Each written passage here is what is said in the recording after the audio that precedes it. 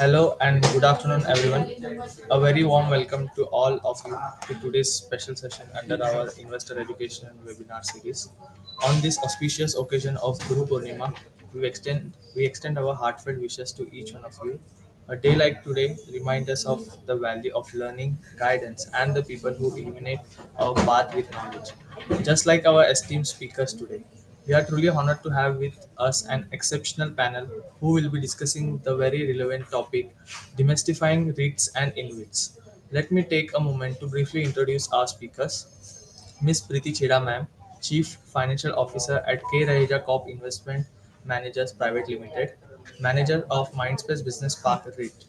With over 25 years of experience, Preeti ma'am has played a vital role in financial leadership across equity and debt fundraising, investor relations, and corporate finance. Ma'am also is a CA, company secretary, CFA charter holder, and a recipient of multiple prestigious CFO awards. Next up, we have Mrs. Meghna Pandit, ma'am, Chief Financial Officer at Ingrid. With more than 2 decades of experience in investment banking and corporate finance, ma'am has handled high impact transition across infrastructure sectors. Meghna ma'am has also been Ingrid's former CIO and now oversees finance, M&A, compliance, and investor relations. Also, we have with us Mr. Nitesh Nanwani sir, Deputy General Manager at SEBI, currently leading the Department of Debt and Hybrid Securities, a policy expert in REITs and InvITs. Ritesh sir brings with him over 15 years of regulatory and academic experience, also a CA, a CFA, and MBA from IIM Lucknow, and MSc from SMU, that is Singapore Management University. Together, they bring a wealth of knowledge and experience to help us understand and explore the structure, functioning, and investment potential of REITs and InvITs. Now, a short glimpse about NISM. NISM is a public trust established in 2006 by the SEBI, the regulator of the securities markets in India. The institute carries out a wide range of capacity building activities at various levels, aims at enhancing the quality standards in securities markets.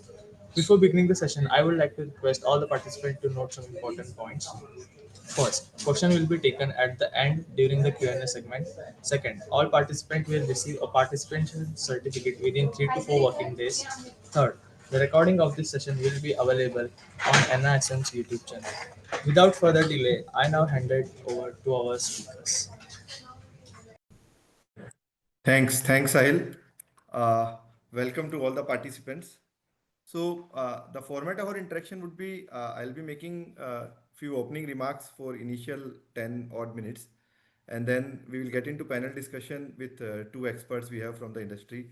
Preeti representing the REIT industry, and she's also on the board of IRA, and Meghna is representing the InvIT industry, and she is also on the board of BIA, Bharat InvIT Association. After we are through with the panel discussion, we will be happy to answer any questions all the participants may be having. During the webinar, whenever you have any questions, please feel free to write on the chat box. And in the end, Sahil will help us to go through those questions.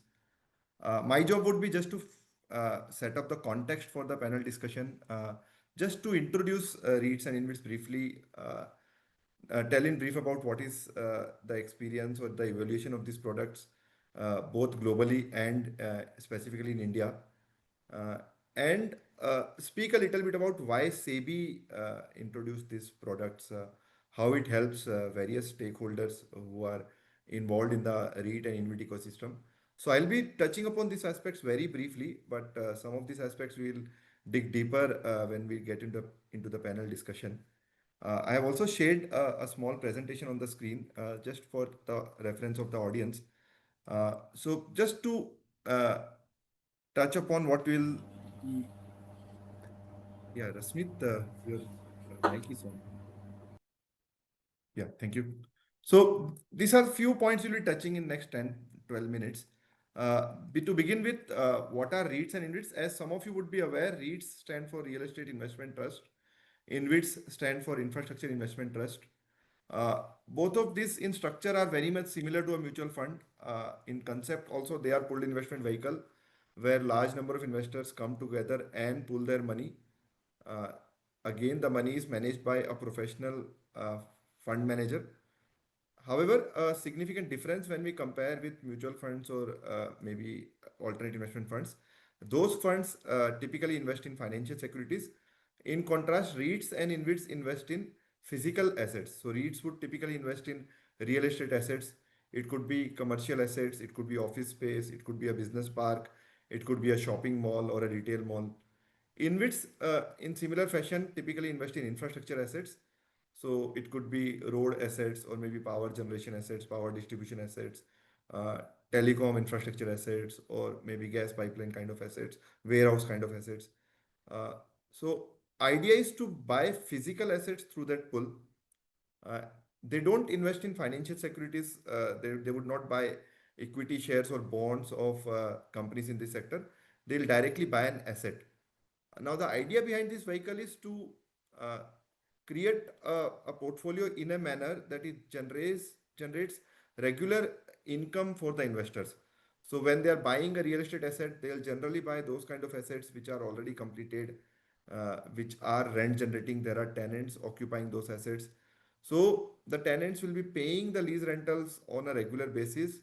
There will be small expenses which the fund will be incurring, and net of those small expenses, the entire amount of lease rentals or a significant majority of those lease rentals will be distributed to the investors in form of distribution. So investors would typically expect a regular cash flow from the pool. Similarly, in infrastructure assets, they may buy a road which is already completed, a road which is already in operation. There will be toll revenues which will be collected from that road. There will be a small share of expenses. And after deducting those expenses, the entire revenue will be available for distribution to the unit holders. Globally, the products are conceptualized that way only. They buy, typically they buy a significant majority of completed and rent generating assets, and again they distribute significant majority of their revenues. So that ensures that there is regular flow of cash flow in the hands of unit holders. uh, if we talk about the rules in India for REIT as well as public InvIT, the expectation is minimum 80% of what they are buying has to be completed and income generating assets. And after generating all the revenues, after incurring small amount of expenses, whatever is the net revenue, minimum 90% of that net cash flows have to be compulsorily distributed to unit holders. So these two rules put together ensure that there is regular flow of cash flows in the hand of unit holders. So this gives maybe a stable cash flow generating product in the hands of investors. However, it has the risk of holding infrastructure or real estate kind of assets. There could be change in market prices. There could be change in the revenues that a asset is generating. But since the majority of that pool is invested in completed assets, the cash flows are relatively stable compared to an asset class like equity. So it has features of both equity as well as debt. It gives regular cash flows, which is a typical debt kind of feature. At the same time, it gives you participation to any growth in the value of assets. It can also expose you to any dip in the value of assets. So that becomes a feature slightly similar to an equity share. In terms of structure, it is very much similar to a mutual fund kind of structure. So there will be investors and a sponsor who will be holding the units of the REIT or InvIT. So here also the underlying securities are called units, the same nomenclature which many of you are familiar from the mutual fund parlance.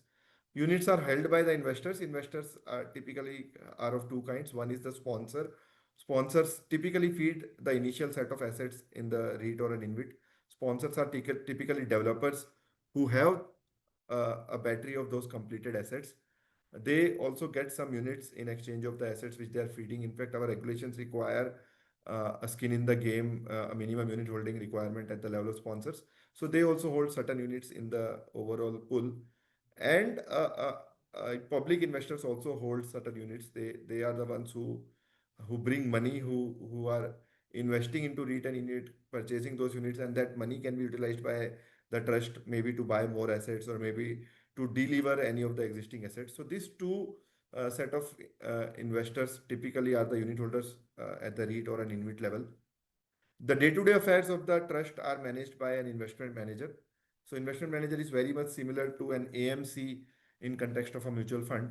So investment manager will take care of all day-to-day decisions, which assets to buy, from whom to buy, at which price to buy, how to lease out those assets, to whom to lease out those assets, what should be the terms of those lease, or how to operate those assets if it's an infrastructure project, what should be the terms of those operations, ensuring that assets generate steady flow of revenues, taking care of those assets, maybe upkeep of the property, maintenance of the property, or upkeep of the project, uh, incurring necessary expenditures if there are any other professionals engaged, maybe an auditor, maybe a lawyer, maybe a valuer, and and then whatever is there left after incurring those expenditures, ensuring that a significant majority is distributed to in the hands of the unit holders.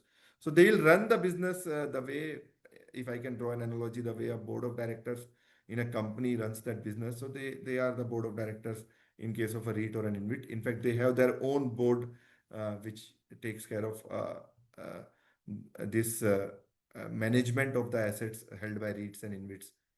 Then there's a trustee, which is an independent entity, which is a SEBI registered entity, which oversees the affairs, which ensures that assets are held in the interest of unit holders, managed in the interest of unit holders.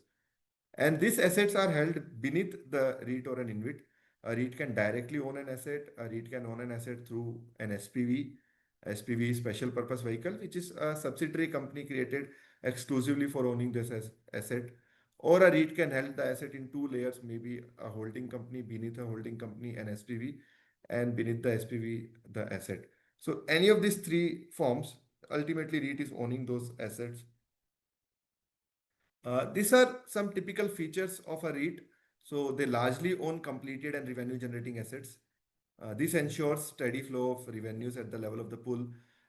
They get those earnings in form of rental income in case of REIT, in form of operating income in case of InvIT. They distribute a significant portion of their income to the unit holders. These assets are professionally managed by the investment manager, and there are some tax benefits also which government of India has facilitated for this trust. Again, it is aligned with the way they are taxed in various other jurisdictions. So they get a pass-through benefit. So any income is taxed only once. If it is taxed at the hand of, say, the SPV or the REIT, then that income doesn't get taxed in the hand of unit holders. And if it is not taxed in the hand of SPV or the REIT, then the income is taxed in the hands of unit holders. But either case, it is taxed only once and not twice. The units are mandatorily required to be listed on stock exchanges. So it thus offers liquidity benefits also to the investors. So besides buying those units from the REIT directly, they can also trade in those units on the secondary markets on the stock exchange platform. These are some illustration of the underlying assets which REITs or InvITs can typically hold. So REITs can hold anything which is property. So it can be a residential property or a commercial property. Typically, commercial property is something which is more attractive for investors because the rental yields there are relatively attractive if we look at India. There are various business districts or regions like Mumbai, NCR, Bangalore, Pune, or many other places where there are huge amount of those assets offering good rental yields for the investors. So this could be commercial offices, this could be business parks, even a retail mall is possible. Uh, Retail residential asset is also possible, but maybe as of now we have not seen a REIT holding a residential asset. But predominantly we have seen REITs holding all these properties which are listed at the top row. Uh, there are four REITs listed in India at present. Three of them are predominantly focusing on commercial properties and business park, and one REIT is exclusively focusing on shopping malls. So all these kind of assets are currently held under REITs in India. Then there are InvITs which can hold infrastructure assets. So infrastructure is defined by the ministry. There is a harmonized list of infrastructure definition. So a wide range of infrastructure assets are part of that definition. To illustrate a few, there are road assets, power generation, power distribution, power transmission. There are telecom assets, digital fiber network, or maybe a telecom network. There are gas pipeline kind of assets, airports, seaports, warehouses, and so on and so forth. We have seen REITs holding some of these assets at present. A significant majority are focused on the road sector, but there are a few REITs holding power assets also. There are REITs holding warehouse assets also, data centers, telecom assets, gas pipeline kind of assets also. So we'll get deeper into understanding of those InvITs as well. So these are the kind of assets which can be monetized through this structure. I'll speak a little bit about monetization in a couple of minutes. This is the global experience when it comes to REITs and InvITs. So in India, we have bifurcated this product in two different sub products, which is REITs and InvITs. Globally, most of these assets are held under REITs. REITs have been in existence globally for more than 6 decades. So US was the first country to have a REIT back in 1960. So they have a legacy of 65 years when it comes to REITs. Then many other countries followed. India, the regulations were introduced in 2014. The first InvIT happened in 2017. The first REIT happened in 2019. So we have a legacy of around 7-8 years when it comes to REITs and InvITs. Globally, they command a market capitalization of approximately $2 trillion, out of which around 60% is REITs. So as on date, the industry has cumulative assets under management of around 8.5 lakh crores. InvITs managing 7 lakh crores, REITs managing over 1.5 lakh crores. In terms of market cap, the market cap is more than 3 lakh crores, 2.4 lakh crores being commanded by InvITs and around 1 lakh crores being commanded by REITs. Uh, in terms of entities, close to 30 entities which are listed. So that gives us a lot of satisfaction that in this 7-8 years, we are an industry which is significantly bigger in size. However, as of now, a significant portion of investment is from institutional investors. So, but this product is suitable for retail investors as well, especially for investors looking at maybe something. Sorry, again, there is some. Am I audible now? Yeah, yeah, yeah. Some issue in network at my end. Okay, I'll just or maybe I'll skip sharing the screen. So basically, I was just trying to highlight why SEBI got into REITs and InvITs. So REITs and InvITs have been there in many of the jurisdictions, and they are being looked at one of the possible vehicles for monetization of assets and also for development of assets. So monetization is basically there are developers. So what I was just trying to highlight is REITs and InvITs are being looked at as one of the products for monetization by many of the developers. So developers typically are the entities who develop those real estate or infrastructure kind of assets. And yeah, uh, I am audible, I hope so, right? Yes. Yes, yes. Yeah. So developers are typically those entities which construct or develop those real estate or infrastructure kind of assets. And many times, once they have those assets ready, they are looking to sell those assets so that their capital is recycled, and then they can use the same capital to develop further more projects. So REITs and InvITs are play a role there. They help in monetization of those assets. If a developer has an infrastructure project which is ready or a real estate project which is ready, they can sell those projects to REITs and InvITs. They get their capital back, and then they can utilize the same capital for maybe developing further more projects. So in nutshell, it helps the developers. It also helps investors. Investors get an additional alternative in terms of financial products. Uh, they get an alternative where they can look for a steady flow of cash flows. They can look for getting exposure to real estate or infrastructure of the country. If they are bullish about this sector, if they are bullish about those assets in particular, they can get an ownership share of those assets. If those assets appreciate over time, they also get benefited from that appreciation.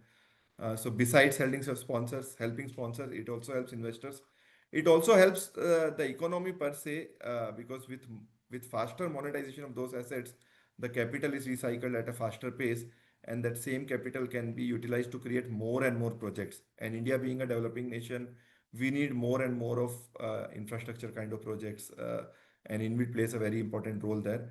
It also helps in reducing the stress on banking sector, because traditionally these sectors are heavily funded by banks.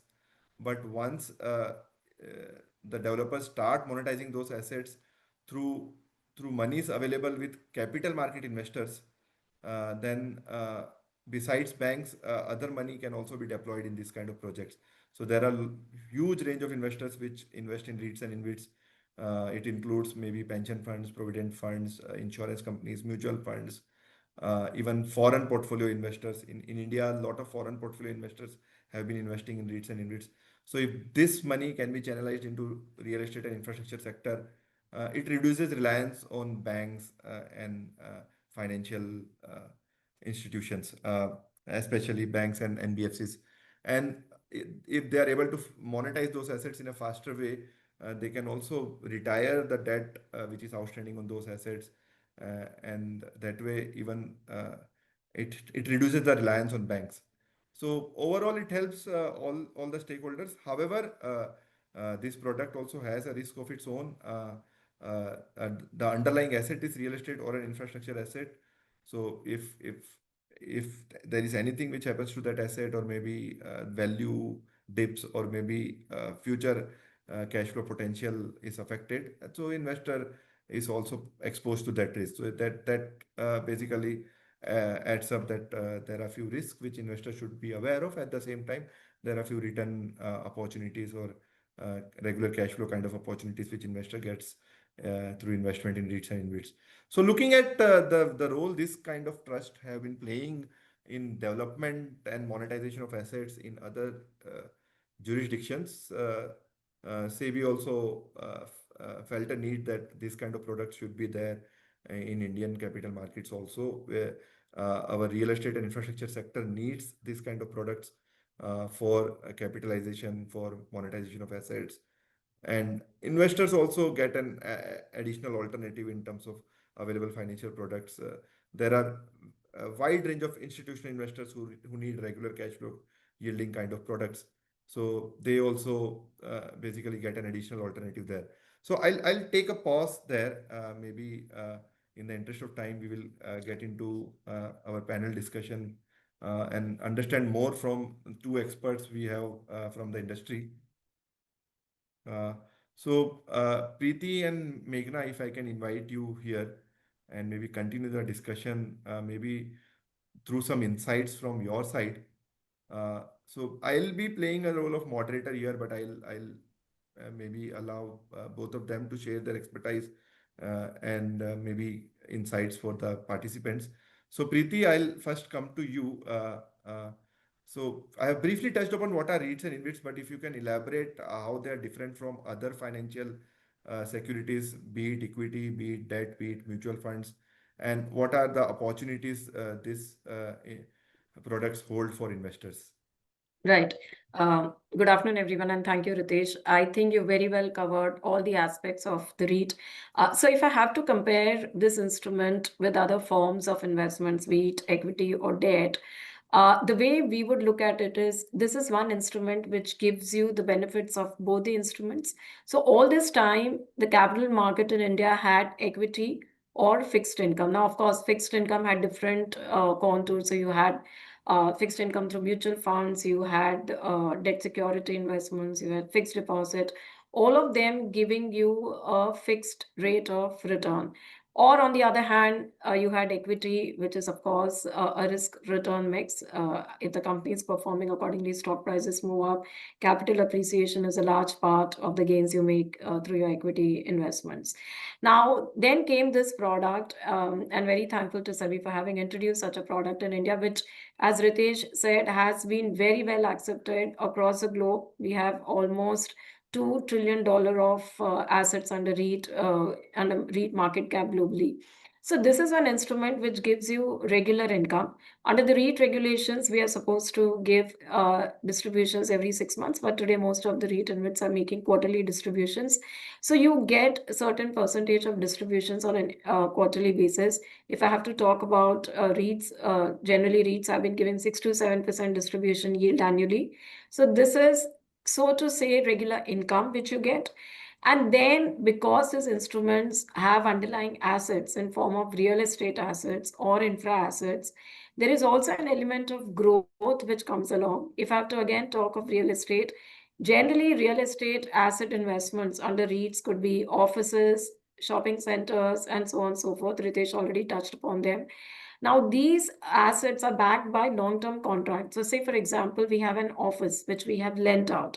Now, this will be backed by a long-term tenure contract with large technology companies or large manufacturing or so on and so forth who are taking spaces on rent.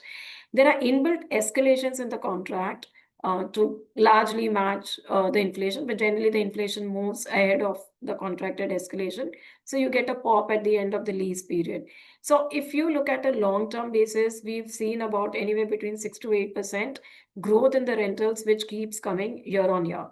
And this growth in the rentals either translates to the distribution yields moving up, or that gets reflected in the unit price moving up. It can come either which ways.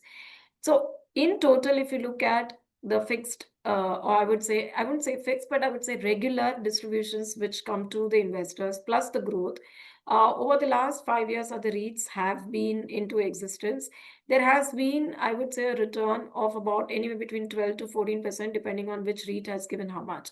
So if I have to again differentiate this product from the other investment alternatives, then I would say this is one product which is giving a mix of regular income plus growth. So this is one instrument which is now carrying the features of both, and that is one key distinguishing factor between this instrument and the other forms of investment. And we in India, we really didn't have an instrument which actually offered you regular income as well as growth. So that is the gap which I would say REITs and InvITs are plugging. Yeah, thanks, Preeti, for your insights. Meghna, if I can come to you, if you can just throw some insights on what is the difference between REITs and InvITs. We have small and medium REITs also, how small and medium REITs is different from REITs. And further in InvITs, we have private InvITs and public InvITs. So what are these two products and what is the difference between these two products? Yeah, sure. Thanks, Ritesh. And hi, good afternoon, everyone. So, yes, I think globally we do not have such differentiations. It's only REITs which has all the underlying businesses or assets spanning from real estate to infrastructure. I think for better clarity and considering it being a new introduction in Indian markets, this kind of differentiation was made, wherein on the REITs side, the underlying assets, I think, Ritesh, in your presentation you've covered, Preeti also mentioned, these are real estate projects. I mean, real estate spanning across commercial, office spaces, retail malls, maybe residential eventually that we may come across. And on the InvIT side, infrastructure investments, right, the underlying business or the underlying assets are infrastructure assets and infrastructure which is specified in the harmonized list. This harmonized list of infrastructure is published by the Ministry of Finance. And simplistically put, I think infrastructure projects which have been awarded on a PPP basis, public-private partnership basis, which has definite concession period, in which the assets are operated and managed by private developers or even government developers for that matter. So that is as far as InvITs are concerned. And while we are on the topic of InvITs, I will also talk about public InvITs and private InvITs, which was another minor differentiation which was provided for. And again, I think that was more from the standpoint of ensuring that the initial exposure from an investor standpoint is an informed decision across the infrastructure assets, where people understand how these assets operate, what are the kind of business risks which are being posed, so to say. So as far as public InvITs are concerned, they are very much like a publicly listed company, wherein you have at least 25% of public shareholding. There the lot size is equivalent to an equity share. Like you can buy one equity share of a company on the listed market. Very similarly, you can also buy one unit of a publicly listed InvIT. There is one more classification, which is privately listed InvITs. Again, these trade on the exchanges, just that instead of it being exactly like a publicly listed company, you only need minimum 5 investors. And the lot size there, from a liquidity standpoint, the lot size there is higher.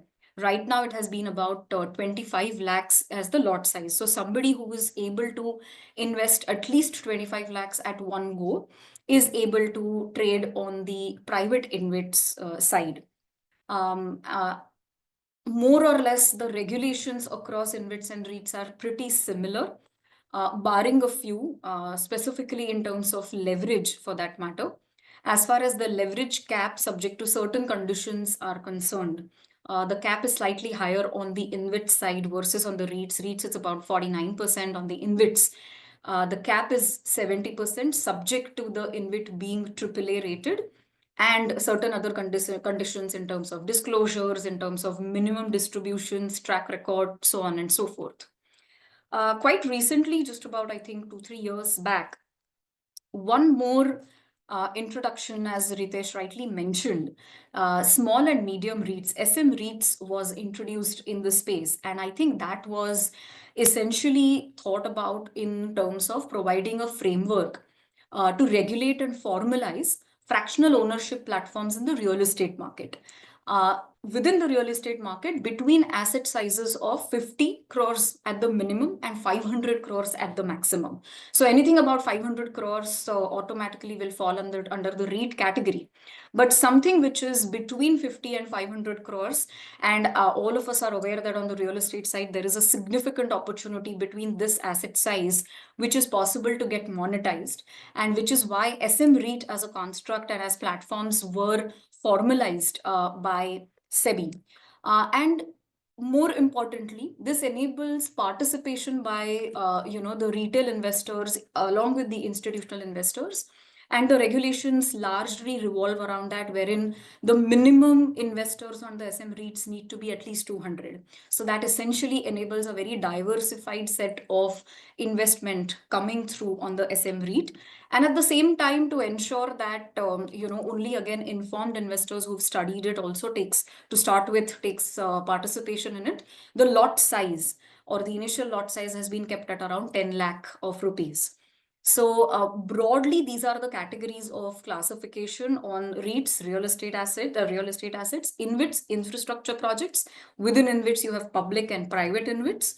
And then the third category, which is SM REITs, small and medium scale REITs. So I think in a nutshell, that's how the classification is today made. Yeah. Thanks, Meghna. Preeti, continuing with you. First, how is investment in REIT different from maybe direct investment in real estate?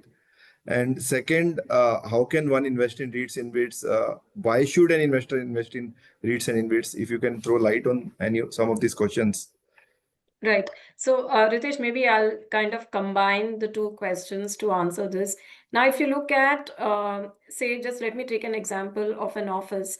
In India, obviously, a lot of investors do invest besides in equity, fixed income, also in real estate. Residential is, of course, something which all of us own, but there are a lot of investors who also own commercial real estate.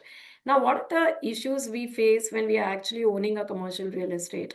One, you need to make sure that you're managing that, you have rented that, you're collecting, your maintenance. Now, these are all the headaches which you have to take as an investor.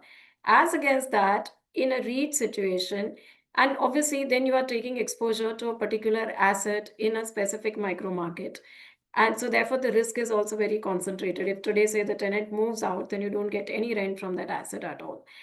In contrast, if you were to look at REIT as instruments, so firstly, these REITs are large REITs. Today, most of the REITs are anywhere between 20,000 to 40,000 crore market cap REITs. So they're really large. We almost have 125 million square feet of office between all the REITs.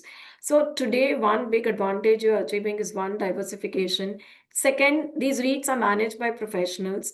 The very fact that they are managed by professionals who have years and years of experience managing these kind of assets. So it brings in a lot of efficiency, and the investor doesn't really need to worry about maintaining the asset, leasing the asset, collecting the rentals. All that is taken care of by the manager who's managing these assets. So I think that is one big advantage. Second, obviously, as Meghna also said, and you also alluded that to that in the presentation, these are units which are listed on the stock exchanges. So anyone can literally go buy even a single unit from the exchange. So liquidity is something which is available. If you had to sell an office asset overnight, it's not possible you wake up in the morning and get an investor to buy your physical asset. It'll take a couple of days, weeks, months for you to actually liquidate a physical asset. As against that, if you're holding a REIT unit And if you decide that you want to liquidate that or monetize that, you can just the very next day go on the exchange and sell. So that's again becoming a very big advantage of holding these units. So it's giving you the benefit of holding a real asset, whether it be an infra asset or a real estate asset, together with holding a liquid instrument which can be liquidated at all times. And obviously I explained the benefits of getting regular income and growth. Thanks, Preeti. Maybe coming to you, Meghna, in terms of specific, how can one invest in REITs, InvITs, maybe primary market, secondary market? How do I go about my investment? Yes, I think Preeti just mentioned, but just to elaborate on that.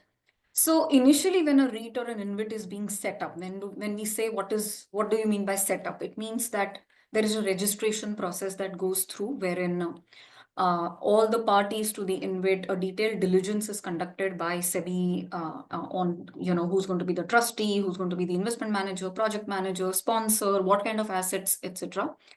The REIT, InvIT, or the SM REIT gets registered. And after registration, essentially the first thing that happens is it goes public or it gets listed. And when it is listed, there is money that is raised at the InvIT or the REIT level.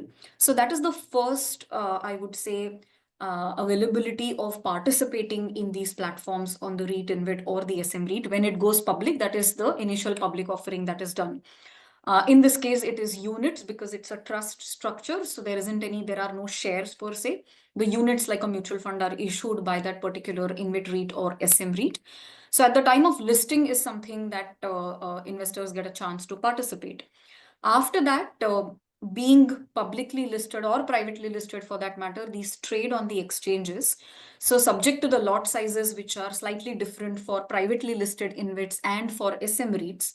But barring that, for publicly listed InvITs, like for example, as far as IndiGrid is concerned, or Preeti represents Raheja REIT, all the REITs are publicly listed. You can technically go on the exchange and buy one unit at the prevailing market price on market, off market transactions, exactly the way equity shares get traded, STT is applied on that. That's the way you can buy it. So that is the secondary market on which you can trade, you can acquire. Third is any kind of primary issuance which is undertaken by these platforms, whether it is in terms of rights issuance, whether it is institutional placement, where only qualified institutional buyers can participate, or let's say there can be a FPO, follow-on public offering that happens, or let's say preferential allotment also. So similar kind of methodologies which are there for equity listed companies are also available for REITs and InvITs. And as and when there is an equity offering, primary equity offering that is being done by these platforms, is another chance to participate in that. Third, very interestingly, what we are also witnessing in the market is a large part of these platforms, InvITs, private InvITs, etc. These are backed by very large infrastructure investors or private equity investors, same on the real estate side as well as on the InvIT side. And considering these are all funds which manage third-party funds, they also try and monetize their holdings in these platforms. So there is an offer for sale which comes to the market. Let's say somebody like a Blackstone in which had invested in Embassy, they sold in the market. That is another avenue when investors get a chance to participate and acquire units of REITs or InvITs for that matter. So these are the ways, but technically, I mean, the way to look at it is it's traded on the exchange, and like we buy equity shares, is the way to buy InvITs and REITs, which are publicly listed. Privately listed and SM REIT, depending on the lot size which is prevalent, you need to buy in that capital size. Thanks, Meghna. Maybe coming to you, Preeti. So REITs have been around for more than 5-6 years now. InvITs have been around for 8 years now. So if you can just share your experiences on how has been the performance of REITs and InvITs so far, and what are the challenges the industry is facing today? Right. So, Ritesh, as you had in your own presentation highlighted, that today REITs and InvITs collectively hold almost 8.5 lakh crore assets under management.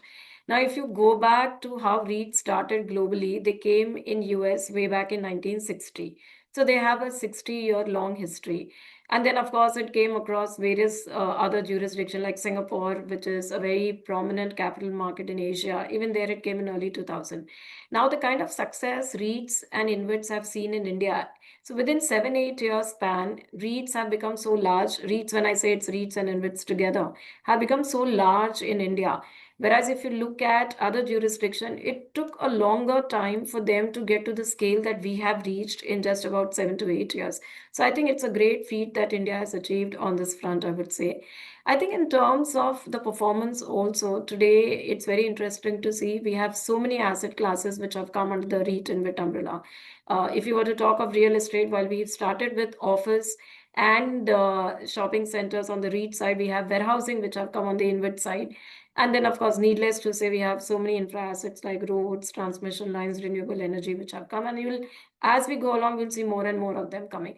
I think the key issue today is the awareness of this product.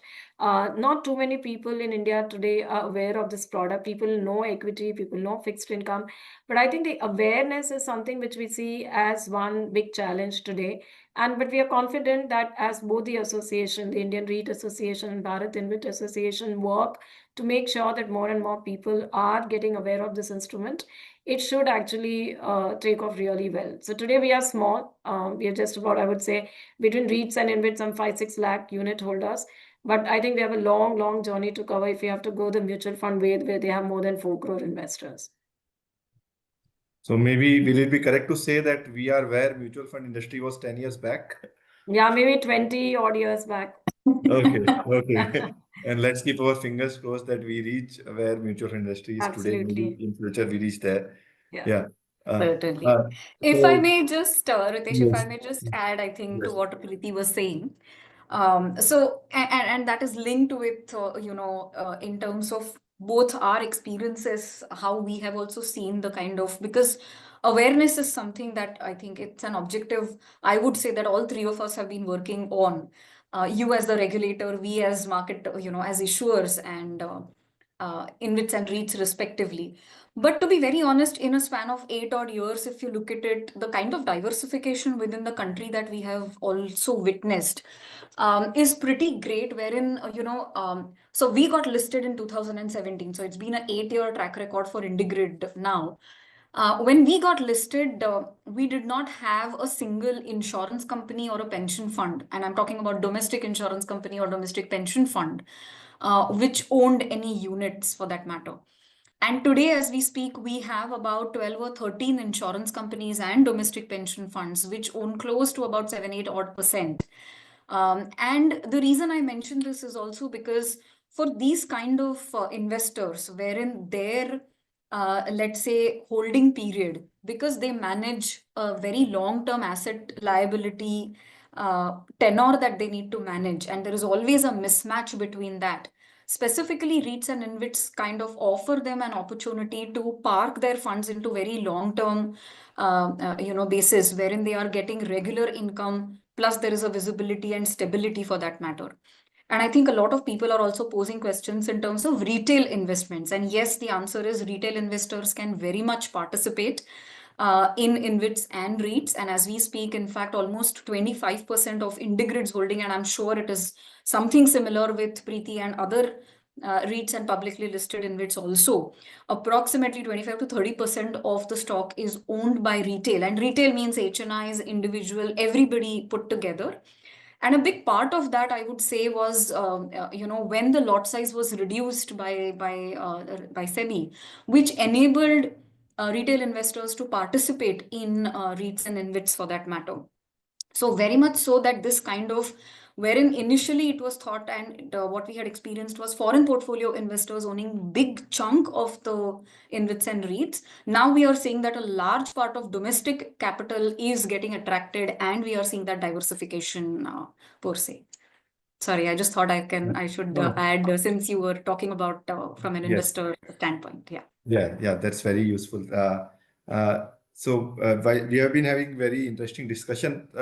I had a glance at the Q&A chat box also. So Yeah. I saw some questions. One question related to what could be credible information site which provides the performance data with respect to REITs and InvITs. So there are various resources to look for. First is you can look at SEBI website. SEBI website has information about the entire industry, REITs and InvITs which are registered, listed. All those information is available. They are listed on stock exchanges, maybe NSE, maybe BSE, maybe both. So you can check those exchanges websites also. And then we have two associations. So all of us are familiar with MFI, which is the Association for Mutual Funds. So MFI counterparts we have for REITs industry also and InvITs industry also. The REITs association is called Indian REIT Association. The InvITs association is called Bharat InvITs Association. So a lot of information will be available on the association website as well. There is a question on 90% payout rule. Is it mandatory? How about under construction kind of projects? So the 90% payout rule is mandatory for all REITs and InvITs. InvITs REITs have a limited room for buying under construction projects. So when it comes to REITs and public InvITs, minimum 80% is required to be deployed in completed and revenue generating assets. So only the balance small room of up to 20% is what is available for under construction projects.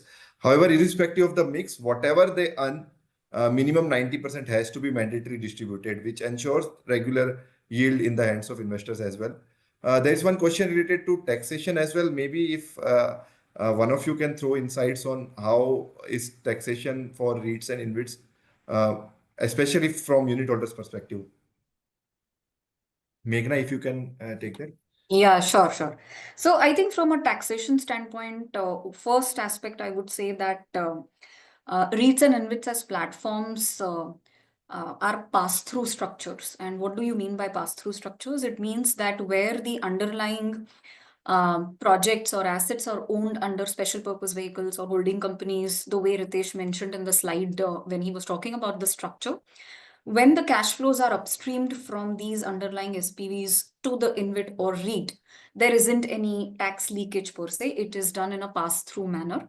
So that is essentially one of the big advantages, I would say, to ensure that there is efficient cash management that is done from the InvITs and REIT standpoint.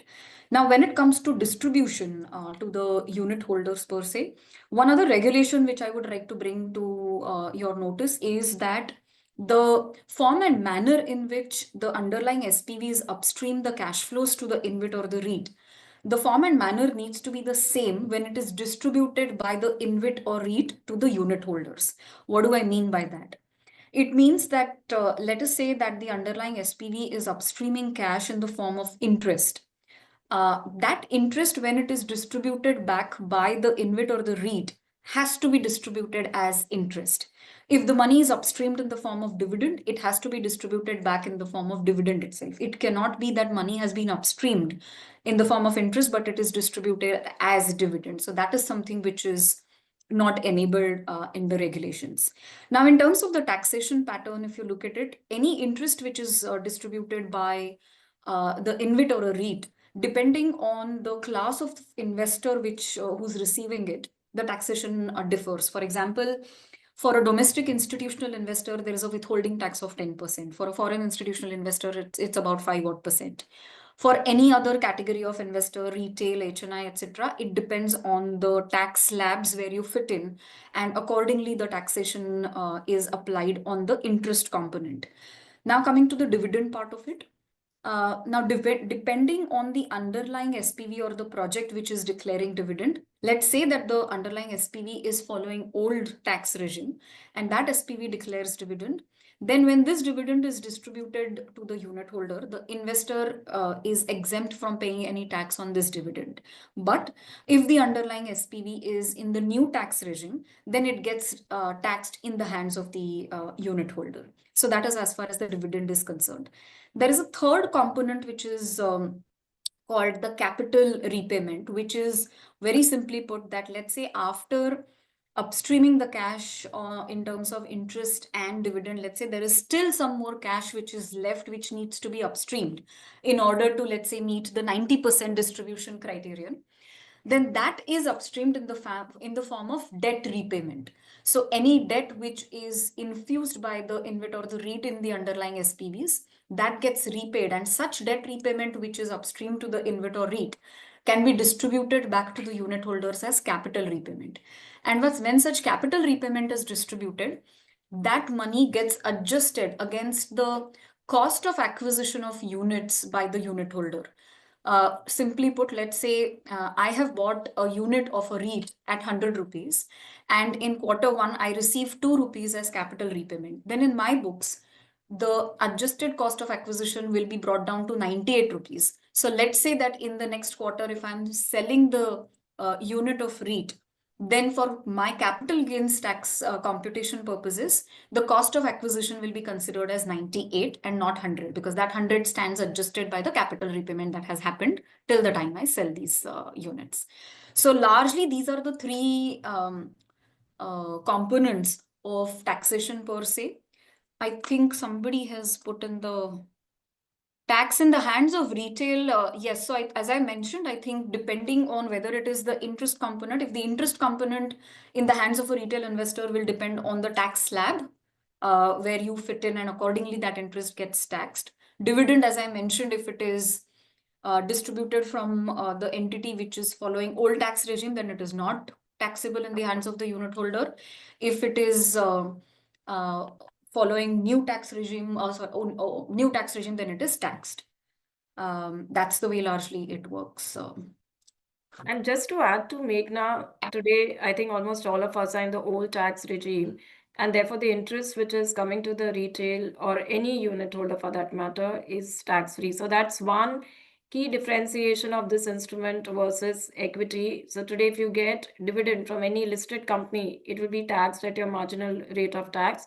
But if you're getting it from a REIT or an InvIT, it is not taxed, because most of us today in the old regime. Yeah. Thanks, Meghna and Preeti. So basically, the underlying principle is when the REIT is distributing money in form of dividend, it is from the post-tax profits of SPV. SPV has already paid tax on those profits, so then it need not be taxed twice, and that's why that dividend is exempt in the hands of unit holders. When the REIT is distributing money in form of interest, basically interest is availed as a deduction item while computing tax liability. So SPV has not paid any tax. In fact, they have availed a deduction of the interest amount, and that's the reason unit holder will have to pay a tax. So ultimately, unit holder money is getting taxed only once. Some money is getting taxed at the hands of SPV. Some money is getting taxed in their own hands, which is not the case in company. In company, the company also pays a corporate tax, and the dividend is also taxed in the hands of shareholders. So that is what the pass-through status adds value for the unit holders. Preeti, coming to you, maybe if you can throw some light on how these products have helped the economy and the development of capital markets. Right. So I think this was, I would say, a very required kind of instrument which the capital markets have got. Let me start with how REITs have shaped not just the capital markets but economies also. So today, if you look at REIT internationally, almost all listed company, real estate listed companies or intra-listed companies in US are all REITs. Almost 95% plus of the listed real asset companies in US are REITs. In India, they're just about 10%. So we have a huge room to cover there. Now, in terms of plugging, so if I have to just take one example to explain how it's helped, take offices today. Today, even if you look at the infrastructure and the kind of offices which are coming into India, day by day, they are becoming far more, I would say, offices which are actually meeting the needs of the millennials who are expecting very vibrant spaces to work. So the concept of offices are also changing. There's huge amount of urbanization which is happening, and to support that kind of urbanization, you will need that kind of office infrastructure to happen. Another big trend which we have been seeing, I think a lot of you would have heard of this name called GCCs, which are global capability centers. So you have large global capability centers which are being set up. What are these capability centers? They are nothing but global operations, or you say, I would say the back-end research or tech, high-end tech work, which is now moving from global offices to India. And to house all those operations, you actually need office spaces available. So today, if you look at almost all the REITs, more than 50% of our spaces are leased out to GCCs. Now, you would have also heard our Honorable FM also in the last budget speech had said that India wants to bring in an enabling resolution to help GCCs, because GCCs are going to help the economy in terms of employment, economic activity, revenue, all of that. So today, REITs are playing a big contributor to actually creating the infrastructure like the GCCs want. GCCs today, not just GCCs, offices today, on a thumb rule basis, every 100 square feet gives employment, creates one employment. So if you're looking at 125 million square feet, which is sitting in the REITs today, you can understand the number of employment that it's already created. So employment generation is another thing. Capital market, of course, today you have another instrument which is available for unit holders to invest. Otherwise, as I said, you had equity, fixed income, the conventional instrument. Now you had an alternate investment which is available. And then, as I said, one key thing which it has actually done is institutionalization of these sectors. Otherwise, I would say maybe 20 years back, real estate was working as it was. Now, today, when you see, because you have professionals who are managing these assets, it's actually institutionalized real estate sector. It's institutionalizing in infra, and both of these sectors are large contributors not just to economy but also to employment creation. So I think REITs have played and are going to play a very large role in Indian economy and capital market. And I think Ritesh and Meghna, both of you have mentioned that both of these instruments have also helped the government and shall continue to help the government monetize a lot of their assets which they are holding in their balance sheet. Thanks, Preeti. We have been talking a lot about opportunities available for investors and value these products can bring. But Meghna, if you can also throw some insights on what are the potential risks one should be mindful of before investing in REITs and InvITs? Sure. A very relevant question, Ritesh, because yes, ultimately what we are investing into are either the real estate projects or infrastructure projects for that matter. And most importantly, there is nothing which is guaranteed. Something like a principal repayment or any kind of capital repay, nothing is guaranteed for that matter. So I think from a risk category, I would just put it into 3 buckets, so to say. And first and foremost would be what is the underlying business of that particular InvIT or a REIT for that matter? Whether it is, when we are talking about REITs, is it office, commercial office space that it is offering, or it is a retail mall that it is offering, or it is a combination of the two, or it is, let's say, hotels. And all of these do have their own set of business risks in terms of occupancy, in terms of the lease rentals increasing, in terms of the growth that is going to come in, on what basis is it going to come in, for example. That is on the REIT side for one. On the InvIT side, I would say again, depending on the underlying asset class. Now, you sometime back you just mentioned about road projects. Bulk of the listed InvITs that we see are in the road sector. Now, whether these road projects which the InvIT owns are toll roads, if they are toll roads, then naturally they do face some kind of traffic risk, which is the volume risk at which it is growing, it has grown. The toll risk again, because every year we assume that the toll rates will increase at the wholesale price index, but we would have certain years when it has not gone up. Then what is the implication of that for that matter? Let us say that it is a energy focused InvIT.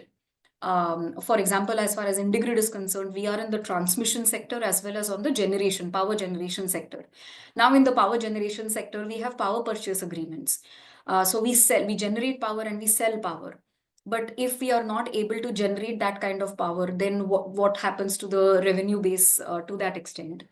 Again, depending, warehousing projects are concerned. whether the occupancy in that, whether it is, there must be some assumptions which are being done that 90% occupied, 95%. If it goes to 80%, what happens? More importantly, the existing projects also face certain business risks.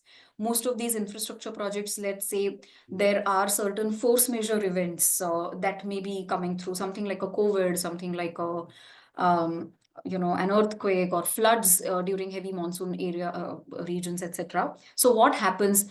Has that InvIT or a REIT for that matter, how are they mitigating these kind of business risks? Is there enough cushion that is available in terms of insurance, in terms of the asset management techniques that they are deploying, the O&M techniques that they are deploying? This is something that I think the investor should look at. The other risk I would categorize is on the balance sheet side, in terms of how robust is the balance sheet of that particular InvIT or a REIT. Now, what do I mean by robustness in that? So in terms of leverage, how are they looking at leverage? How much of it is getting, is there any kind of the typical DSCRs, interest coverage ratios, so on and so forth. More importantly, whether the book on the leverage side, how much of that is fixed, how much of that is floating. If the revenues are inflation linked, then yes, the floating rate interest rate is something that they can easily manage. But let's say if it is not inflation linked, for example, transmission service agreements are typically annuity like, so there isn't any inflation linked part of the revenue. So to that extent, then how is the interest rate risk getting managed or mitigated by that particular InvIT? So that is the balance sheet risk. Is the InvIT capable of raising or repaying the debt? Do they have enough sources of raising the debt at attractive rates, etc.? Third, most important, I would say, for InvITs and REITs across is how are they going to provide growth? Because ultimately, InvITs and REITs are perpetual platforms. The whole idea is to keep on acquiring assets and keep on distributing the cash flows generated by these assets.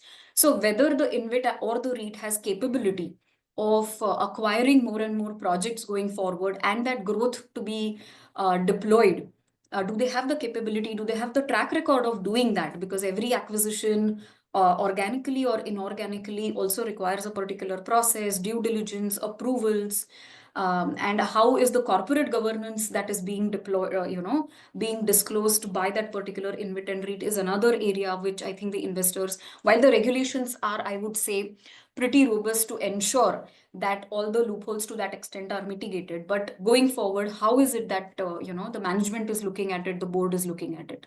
So at least these are the 3-4 categories: financial risk, growth risk, specific business risk that that individual InvIT or REIT is facing is something that needs to be looked at while investors look at investing. Preeti, if you want to add anything else to that. No, I think you have comprehensively covered, Meghna. Yeah. Yeah. So maybe in the interest of time, I'll just pose one last question, and I'll request both of you to maybe share your insights on that. And then we can, after that, we can move on to the questions posed by the audience. So see, the first part of question is how is global REIT industry and Indian REIT industry compared? So when I say Indian REIT, maybe Indian REIT and InvIT industry, how does it compare to the global REIT and REIT industry? What is your assessment of the potential for our Indian REIT and InvIT industry? In terms of assets, what are the kind of assets we have monetized so far? What is the potential in terms of further subsectors which can be monetized? Which other assets you probably see coming to this space, and how does it play out in your opinion in the times to come? Right. Maybe I'll start and then Meghna, you can Yeah. add. So I think we have made a very good start in India on the REIT InvIT side. Globally, of course, it has reached a large scale. As we said, there are more than 1,000 REITs with almost $2 trillion of market cap. So the size is huge. The key, I would say, jurisdictions which are very mature on the REIT InvIT side are US, Australia, Japan, Singapore, UK. Now, these are some jurisdictions where REITs have been for long and they have been very successful. But as I said, India has made an excellent beginning. But obviously, we have a long journey to cover and get to that scale. If I were to just talk about REIT, and I'll let Meghna talk about InvITs. Today, for example, on the office side, we have in India office stock of almost 800 million square feet, of which about 4 to 500 million square feet will be REITable. When I say REITable, I mean it needs to be grade A. It needs to have those professional managers managing for them to actually make way into REITs. Those will be somewhere around 400 to 500 million square feet. Today we have about 125, 130 million square feet inside between the three office REITs. So you still have almost 4x growth potential for REITs, to expand on the office side. On the retail side, again, we have about 10 to 15 million square feet, which is under the REIT because we have one shopping center REIT in India. But today we have about 70 odd million square feet of retail stock in India. When I say retail, I mean shopping center. So that's again another 7x growth. There are other asset classes, like I said, warehousing, you can have hotels. All of those can actually come into REITs. But as we grow in India in terms of the market, we will actually start seeing these asset classes also coming. Warehousing, I think we already have one warehouse InvIT. It's come on the InvIT side because it had a private listing. But I think more and more of these asset classes will over time start coming into the REITs. I would say, to sum up, the future is very bright. All that we have to do is to make sure more and more investors are educated about this instrument so that the instrument can actually start moving in the direction of mutual funds. Over to you, Meghna. Yeah, thanks, Pratik. So yeah, I think something similar on the, I would say, InvIT side. To address the first question, which is in terms of globally, how do we compare? And I would say, look, globally, business trusts have been in existence for more than like what, at least 40, 50, 60 years, or even more for that matter in the US.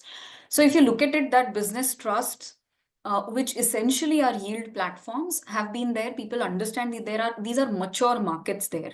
So anybody who is looking at portfolio diversification will always have some component of their corpus attributed towards business trusts, which are yield making or yield generating income, irrespective of the underlying class, whether it could be a combination of real estate, infrastructure, so on and so forth. And that continues to be the case. And my sense is that we are progressing in that direction itself. Now, in terms of numbers, of course, we have been in the system. I would say it's just been about 8-9 years that InvITs have come to the fore. Like Preeti mentioned, a huge way to go. And I think infrastructure as a sector within the country, all of us are aware the kind of infrastructure needs which are required across roads, ports, airports, power, generation, distribution, transmission, all throughout. If I mean, just to quote certain numbers, I think the core infrastructure requirement between 2024 to 2030 itself is somewhere about 102 lakh crores. Now, out of that, and it's very clear that to invest or to look at these kind of capex spends, the kind of financial institutions which are there in the market today, or the debt providers which are there, are certainly not enough. So definitely, InvIT-like platforms would be required to come to the fore and start funding these kind of projects. And I'm talking about greenfield capex requirements which are there, and this is across the infrastructure classes. Add to that the monetization plans that Government of India has been talking about, the national monetization plan. It was about, again, a very large number, of which 40-50% is only done, balance is yet to be done. And InvITs, given their natural benefits in terms of the pass-through structures, the kind of sources of capital which is available, considering these are high quality platforms which are available, certainly again come to the market to provide access for developers to churn their capital and reinvest in under construction. So I think by and large, there is tremendous potential. Through Bharat InvITs Association, we had done some number crunching, and it is somewhere about 21-22 lakh crore, at least over the next 3, 4, 5 years, that we are looking at across these infrastructure classes. Bulk of, I would say that InvITs we have seen on the road sector. There are a few on the power transmission as well as on the renewable generation projects.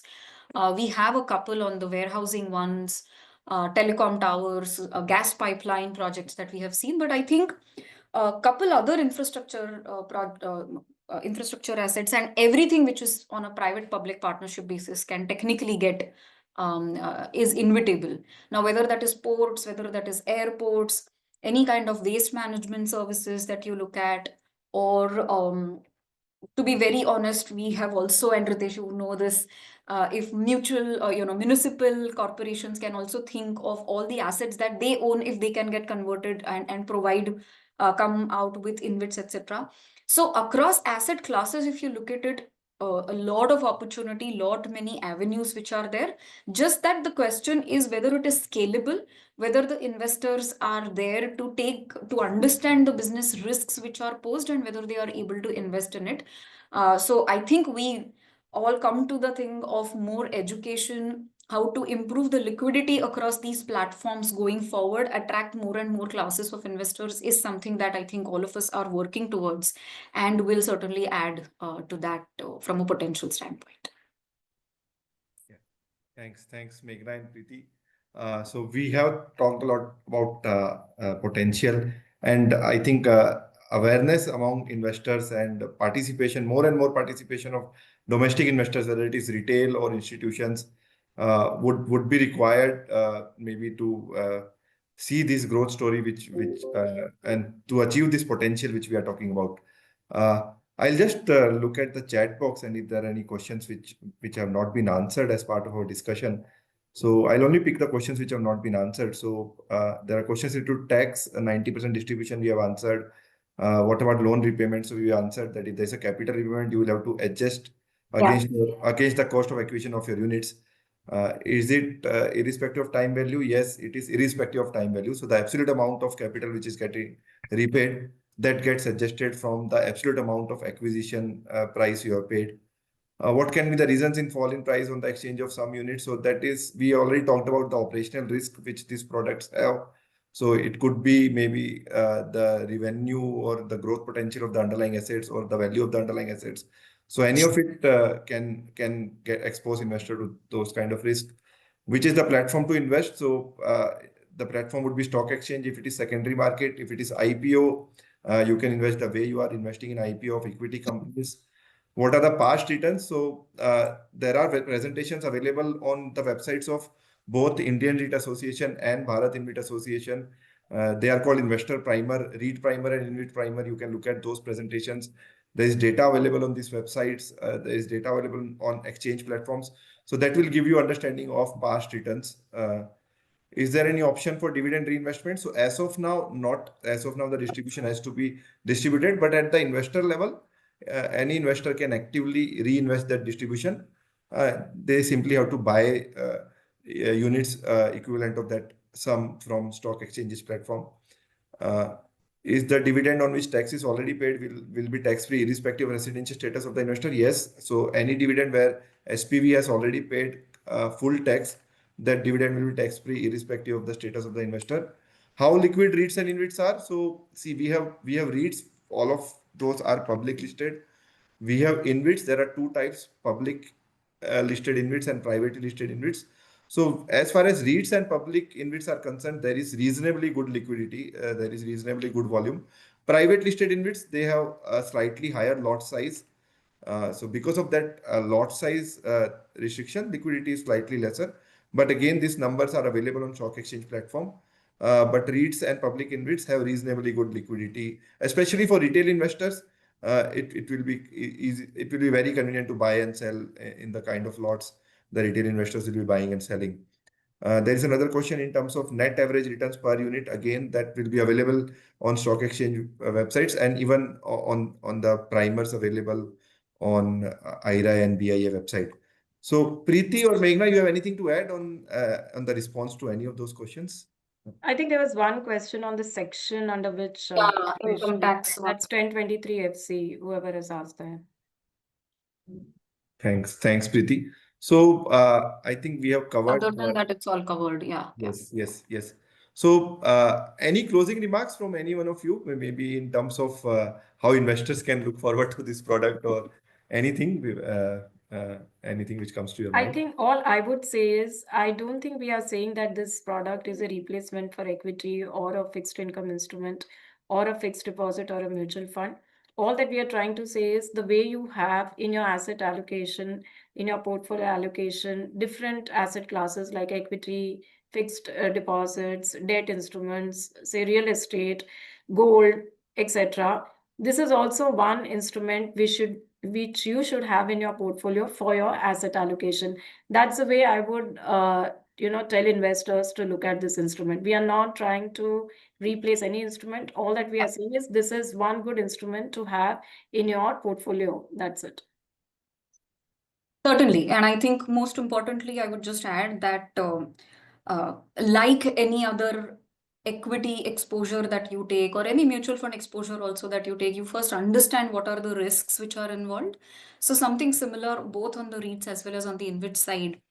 Try and understand what is the InvIT or the REIT business is all about, and only after studying it a little bit then take that exposure per se. But from a diversification standpoint, it makes a lot of sense. Yeah, thanks, Preeti and Meghna. So I think we have covered the audience questions also. Just to repeat, for more information, the websites of Bharat InvIT Association and Indian REIT Association would be very handy. Even you can check SEBI website if you want to get information about names of registered InvITs, registered REITs, how big is the market. So even exchanges where these REITs, InvITs are listed, they also follow continuous disclosure requirements. They also publish their annual report, their financials are required to be disclosed on quarterly basis. So information availability will never be a challenge. But I thought I'll just highlight those references for the benefit of all the participants. So that's all from our side. I'll request Sahil from NISM to take it over. Thank you, Meghna ma'am, Preeti ma'am, Ritesh sir. I would like to extend our heartfelt thanks for taking the time to speak at our session. Your insight, expertise, and engaging presentations made a lasting impact on our audience. Thank you once again for sharing your time and knowledge with us. Wishing you a wonderful day ahead.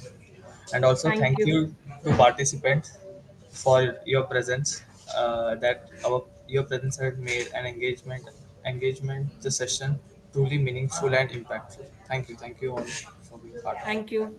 Thanks Thank for inviting you. us. Bye. Thank you, everyone. Thanks.